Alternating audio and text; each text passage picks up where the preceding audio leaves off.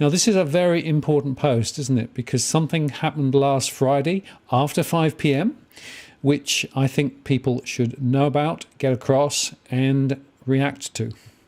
Yes, the government has made its move on Australians using cash. This is the beginning of the war on cash, and we can't let them get away with it, because this is the beginning, I can assure you. We can look at the legislation. They've obviously got many other things planned, but this is the beginning. There was a task force a couple of years ago called the Black Economy Task Force, and one of the recommendations there was to limit the size of transactions that could be made by way of direct cash transfers from individuals, or individuals to businesses, or business to businesses. And essentially there were recommendations at that time from certain accounting firms that it should be as low as $5,000 or $2,000. And what's come out now is a draft bill which came out after 5 p.m. on Friday for review. Review, by the way, in under 2 weeks, or about 2 weeks, which is remarkably short given the significance of it. And of course, almost no media coverage on this so far. And any media coverage is only focused on the immediate question about the cash transfer. So Robbie, is this going to have any impact anyway in terms of tax avoidance and recovering more tax and the black economy? The vast majority of money laundering and tax evasion is not done by tradies. The vast majority of the activities that damage the economy are done by corporations, and they're assisted by these accounting firms, the Big Four, KPMG, Ernst & Young, Deloitte, and PwC, PricewaterhouseCoopers. Everybody knows this. Every scandal going back for decades has involved those firms, giving banks especially and other corporations a clean bill of health. There's an explicit line in that in the report recommending this, Martin, which said, move people into the banking system. They are private banks, right? In other words, we lose our rights to use cash, legal tender, in our business dealings as individuals, and are forced to use private banks whether we want to or not. Yeah, and in fact, if you really wanted to go off to money laundering and all of those things, then you should be looking at the property sector, because there's a lot of bad money that cycle through the property sector. You should be looking at the commercial sector and, as you say, large corporations where the billions of dollars are actually washed through. Yep. But the reason it's there is nothing to do with with money laundering, and terrorism and those sorts of things, really, is it? There's another agenda here. We're getting increasing layers of a police state on our daily lives here, right? And that's the real agenda. So we know how this parliament works. They can easily sneak this kind of law through without anybody knowing, yep. Right? If the two major parties are in on it, a handful of people can be in the chambers to wave this kind of thing through. This gives the game away, really, the way they're treating it in the same kind of sneaky fashion, and the fact that the effect would be to trap Australians into banks so that if a bail-in is imminent, people cannot get out of banks. This is a free market government. Whatever happened to choice? Whatever happened to the free market, right? Where we, the market, we have, get to express our confidence in the system. No, that's all gone. As we said in our press release, we use the term fascist. Fascism is use of state power to benefit private interests, right? These measures are the definition of that.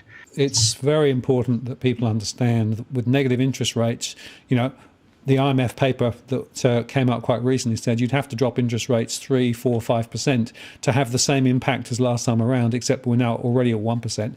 So that's -4, -5, right? That essentially means that any money that is in a bank, you will be paying the bank to hold that money in the bank, right? That's what it means. And if you try to get the money out and hold it outside the banking system, which is what many people did in other countries, for example, yep. Japan, it essentially weakens the central bank's ability to be able to do what they want to do.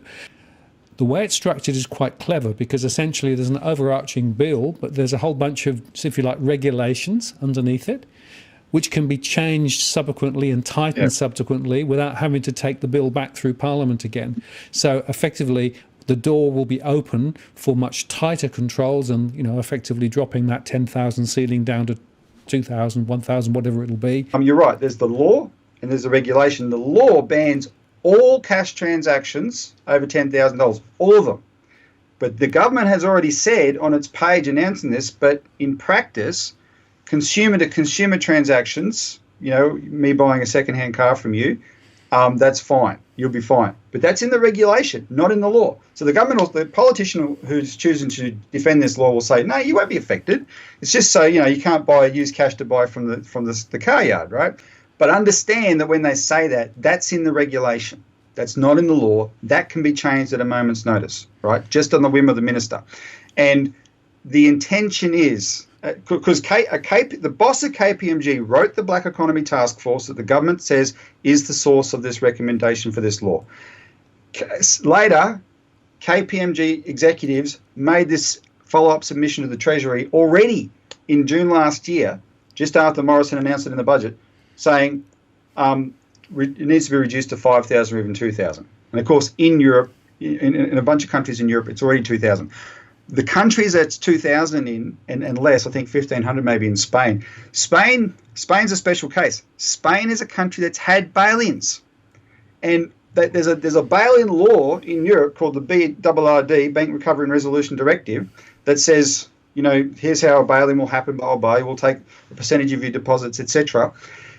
Because of the examples in Spain where people a bank gets into trouble, get this, straight away the Spaniards are smart enough to pull their money out because they're trying to avoid bail-in. There's now a process that the European Union's going through to change that bail-in law to introduce capital controls, right? So before a bank reports it's in trouble, there's controls on it, people can't pull their money out. So this is the point. They need to, for crazy policies like bail-in work, they need to trap people in the system. They've already said, one thing we've got to look at is they said, why 10,000? Well, 10,000 is the AUSTRAC anti-money laundering threshold. And they've said the cash limit in the economy should be tied to that. So over here, while we're looking at what the government might be doing here, over here, AUSTRAC might be persuaded to reduce it to 5,000 or 2,000. Straight away, that can affect the cash limit in the economy. But the real issue is going to be if this bureaucratic process in the next 2 weeks, which normally gets about 30 submissions when they do an exposure draft in this bill, if we can literally swamp them, that process closed on the 12th of August, send an email to that Treasury submission process. Just send an email. But even more effective is the numbers. So don't listen to us and think, yeah, that's not worth doing. No, it is worth doing. We'll put the email on the bottom of the post here. Click on it, write an email saying you object to this law, state your reasons why, and send it off. So you can sign a petition now on our website that we've talked about here before. Go to our website. We can put the petition link. Sign that stop hands off our cash, stop bail-in petition, right? We will get these petitions to members of Parliament before Parliament resumes in September. And the third thing that people should be thinking about doing, but only after they've made their written submission, is contact their Member of Parliament. The reason I say only after, this first process is very important. Make sure you do that written submission to Treasury. But then we've got 5 weeks to get onto Members of Parliament and just harass them. And I mean harass them. I was there when the bail-in law passed on Valentine's Day 2018. I was there with Dr. Wilson Sy. We had spent 4 months or 5 months from August to then trying to expose it as much as possible. We had encouraged everyone we knew, called Members of Parliament, etc. We did generate a lot of calls. But it never ceases to amaze me how ignorant Members of Parliament can be. And those laws went through with, 7 or 8 people in the House of Representatives, 7 or 8 people in the Senate. That's it. And they didn't go to a vote in either case, and they'll just wave through. And most of the rest of the people in the building had no idea what was going on, right? But get on the blower, call your Member of Parliament. Get on the website, call every person that lives in a state with 12 senators. Call them. Call those 12 senators, right? So that we leave no stone unturned before Parliament will come back on the 9th of September. And if Morrison's plan is to do this thing quickly, quietly now and introduce the bill on the 9th of September while no one's paying attention, we can already have that part beat. And then it's just a case of, the Members of Parliament doing the right thing under duress from the electors. there's been a whole series of developments over the last 5 or 6 years where effectively civil liberties have been slowly eroded. And, if you look back now where we were compared with where we were, essentially there are, in so many areas, freedoms are just less than they were. And, there's a stronger controlling force at the centre. The political and security forces sort of strongly aligned. And I'm not being alarmist, but I think it's really important that we really try and put a stake in the ground here and say, this is a step too far. This is actually taking us down a road that we as Australians don't believe is appropriate and right for us as a country. And the excuse about stopping, anti-money laundering or stopping, tax leakage is just so thin that people can see straight beyond it. Yep, exactly. And I'll give you a quick example of what you said. In 2002, our organisation worked very hard to fight John Howard's first raft of anti-terrorism laws. And the excuse was, it's all about terrorism. When we had 9/11 and, it was a hard argument to wage, really. Everyone was scared of terrorism. And we said, look, these laws are so broad, terrorism is almost the least of it, right? And we said, I used to say to all the prejudiced people, who thought, anything against Muslim terrorists was justified, I'd point out, look, there's the word Muslim is not in the law anywhere. These laws apply to everybody. And so who were the most casual about it and apathetic? The media. And we saw earlier this year what happened, which we warned about in 2002. These very laws were used against the press for doing something which was even, frankly, pretty tame. Nothing compared to what Julian Assange has done, etc. And yet they still get raided. Annika Smether still has big burly guys going through her undies drawer, right? So, and they are all of a type, as you said. Our freedoms are being taken away from us, but the issue in 2002 was people fell for the pretext, right? Just take stock that the people who are giving us this argument now, frankly, are the same entities, are the same interests. Don't fall for the pretext. If you don't accept the pretext, fight the bill. And Parliament, if they get enough heat on them, and it becomes a matter of electoral survival, they start seeing it in those terms, we can actually be quite influential. They get away with a lot of rubbish because the public is often distracted.